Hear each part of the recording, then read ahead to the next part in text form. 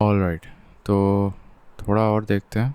ये जो एक तो ये मसला हुआ था आज रिसेंटली कि हाँ, तो ऑपरेशन सिंदूर हुआ था, सबको पता है। उसके बाद क्या हुआ, आईएमएफ के एग्जीक्यूटिव बोर्ड ने first review of Pakistan economic reform program supported by the extended fund facility arrangement कर दिया। Pakistan economic reform program through extended fund facility arrangement, ये किसने किया? आईएमएफ ने। क्या किया? IMF allowed the disbursement of around $1 billion through the special drawing rights under the Extended Fund Facility Arrangement, ठीक है, to Pakistan. Now, Extended Fund Facility Arrangement जो होता है, it assists countries experiencing serious payment imbalances because of structural impediments or slow growth and an inherently weak balance of payments position.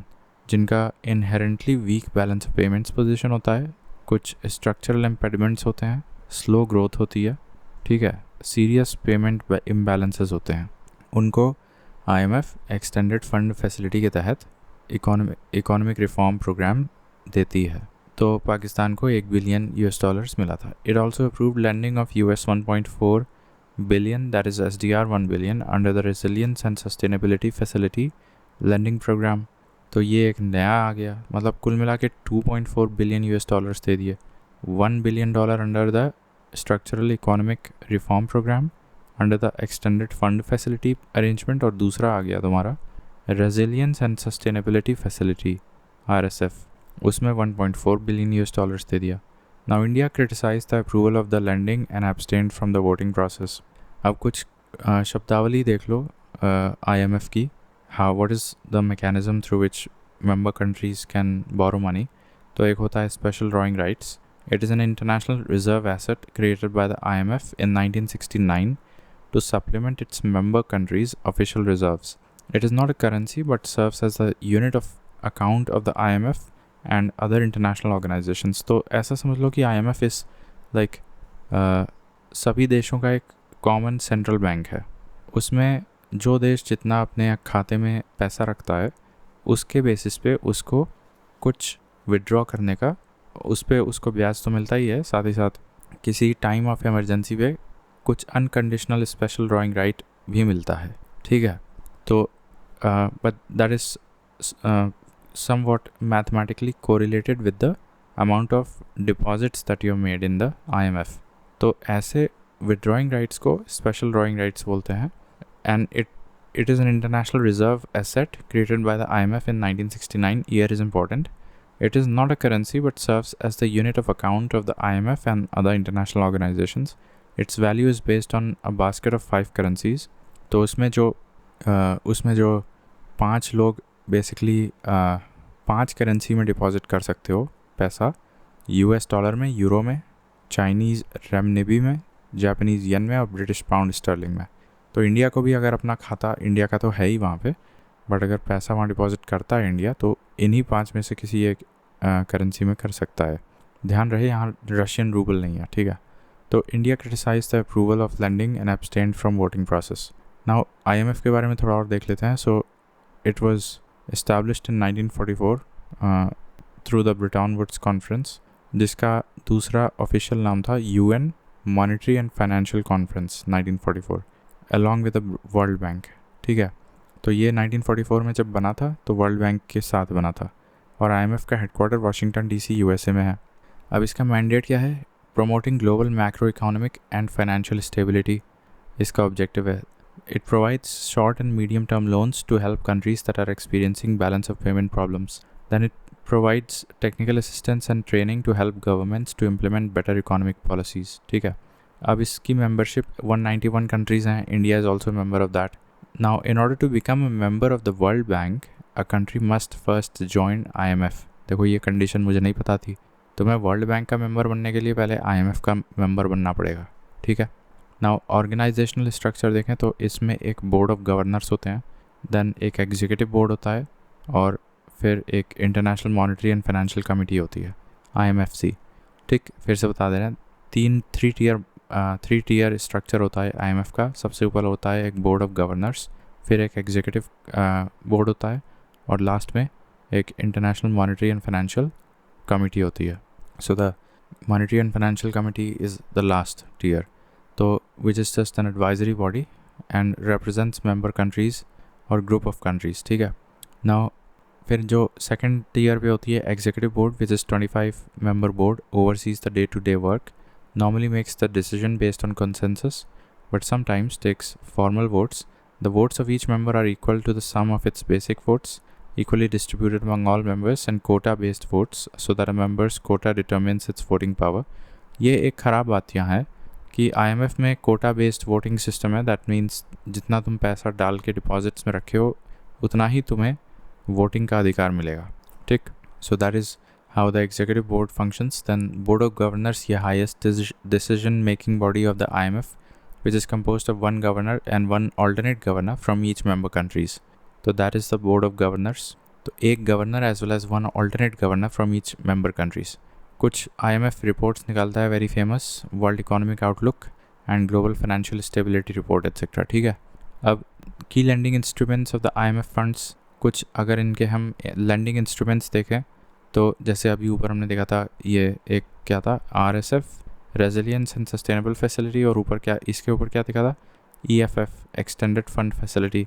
तो उसी प्रकार से और क्या क्या इंस्ट्रूमेंट्स हैं इनके पास. तो general resources account, lending on non concessional terms, that is markets के इंटरेस्ट रेट पे देता है पैसा through the financial transactions plan mechanism, and here the aim is to resolve the countries balance of payments problems. तो that is called general resources account. General resources account में non concessional terms, that is the market based interest rates पे loan मिलता है. जबकि अगर हम इसकी बात करें, that is poverty reduction and growth trust. Unlike the general resources account, there is another poverty reduction and growth account you can say. ये लॉन्गर ड्यूरेशन के लिए मिलता है और ये कंसेशनल फाइनेंशियल सपोर्ट होता है, including interest free financing to the poorest for low income countries. ठीक है. और फिर लास्ट में होता है resilience and sustainability trust, offers a longer term financing at affordable interest rates to low income and vulnerable middle income countries. तो यहाँ पे मिडिल इनकम कंट्रीज़ को क्या दिया जाता है, RST, that is resilience sustainability trust. कुछ ऐसा ही मिलता जुलता पाकिस्तान को भी दिया गया है. तो 3 बता दिया मैंने. एक जनरल अकाउंट हो गया, फिर एक हो गया क्या था, poverty reduction and growth trust, poverty reduction and growth trust, जिसमें कि बिल्कुल कंसेशनल या ना के बराबर इंटरेस्ट पे दिया जाता है free financing to the poorest countries. ठीक है, या लो इनकम कंट्रीज़. और फिर तीसरे नंबर पे मिडिल इनकम कंट्रीज़ को क्या दिया जाता है, रेजिलियंट एंड सस्टेनेबिलिटी ट्रस्ट. ठीक है.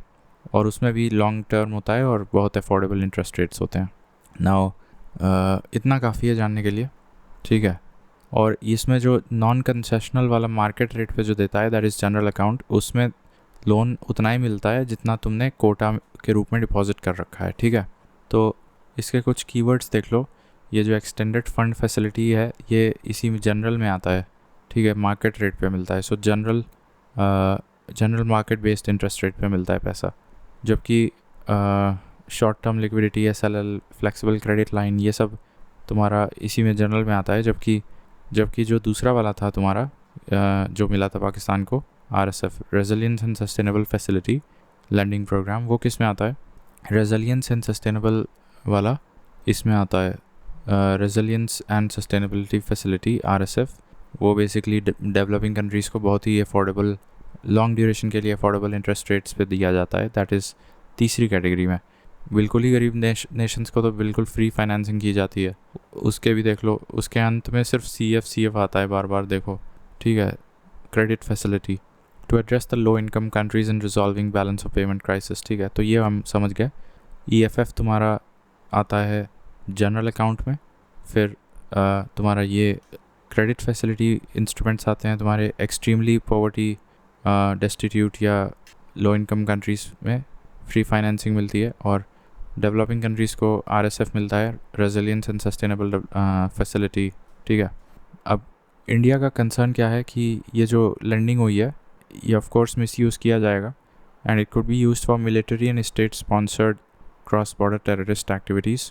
एंड रोल ऑफ मिलिट्री की बात करें, Pakistan military strong involvement in economic matters increases the risk of policy failures and reversal of reforms, undermining global values सो इस तरह की lending could be seen as a reward to countries that sponsor cross-border terrorism like proxy warfare, exposing funding agencies and donors to reputational risks. फिर prolonged use of IMF resources due to repeated bailouts. Pakistan now has a heavy debt burden, making it too big to fail debtor for the IMF. ठीक है, तो ये अब due to repeated bailouts, Pakistan now has a heavy debt burden, making it too big to fail debtor for the IMF. अब इतना ज़्यादा date लेके अगर ये बर्बाद किया तो IMF को भी नुकसान हो जाएगा. Undermines the effectiveness of the IMF program. Since 1989, Pakistan has received IMF funds in 28 out of 35 years, raising doubts about the effectiveness of the IMF's programs, their monitoring और Pakistan's implementation. ये line अच्छी है. 1989 से लेके अभी तक पाकिस्तान को IMF से 35 साल में 28 बार लोन मिल चुके हैं IMF के द्वारा, raising doubts about the effectiveness of the IMF's programs. ठीक है. Other key challenges and concerns associated with the IMF: ineffective voting process है. There is no provision to vote against a loan or proposal. ऐसा कोई प्रावधान ही नहीं है यहाँ पे. India had to abstain from the IMF vote as the system does not allow a formal no vote. Then undemocratic governance structure, distribution of voting power, which is based on the quota, remains severely imbalanced in favor of the US and European countries and Japan in particular, क्योंकि इन लोग का deposit ज़्यादा है और जो उसी कोटे के आधार पे इन लोग की वोटिंग पावर मिली है, इन लोग को ज़्यादा वोटिंग पावर मिला है. तो अनडेमोक्रेटिक गवर्नेंस स्ट्रक्चर है, इनफेक्टिव वोटिंग प्रोसेस है, ना करने का तो कोई वही नहीं है, एब्सटेन करना पड़ जाता है. Ineffective evaluation process है. IMF established the Independent Evaluation Office in 2001 to evaluate various aspects of IMF performance. However, although IEO is being positioned as independent, but it is governed by and financed directly by IMF. तो ये तो directly conflict of interest होगा यहाँ पे. Independent evaluation office जो है वो तो IMF ने स्वयं बनाया है और फाइनेंस भी करता है IMF उसी को, तो वो क्यों बुराई करेगा, इवैल्यूएशन में क्यों नहीं IMF की बड़ाई करेगा. Then varied success. IMF conditionalities have sometimes led to short-term macroeconomic stability but at the cost of increased poverty and reduced social spending due to fiscal consolidation measures. ठीक है, तो ऐसा नहीं है कि IMF के लोन्स एंड पैकेजेस और financial instruments से हमेशा भला ही होता है. Short term macro economic stability ज़रूर आती है but at the cost of increased poverty and reduced social spending. Implementation issues की बात करें तो member countries that borrow from the IMF have primary responsibility for selecting, designing and implementing policies to make their economic program successful. तो जो लोग इससे loan लेते हैं, member countries that borrow from IMF have primary responsibility for selecting, designing and implementing policies to make the economic program successful. तो उनको अपनी policies भी बदलनी पड़ती है.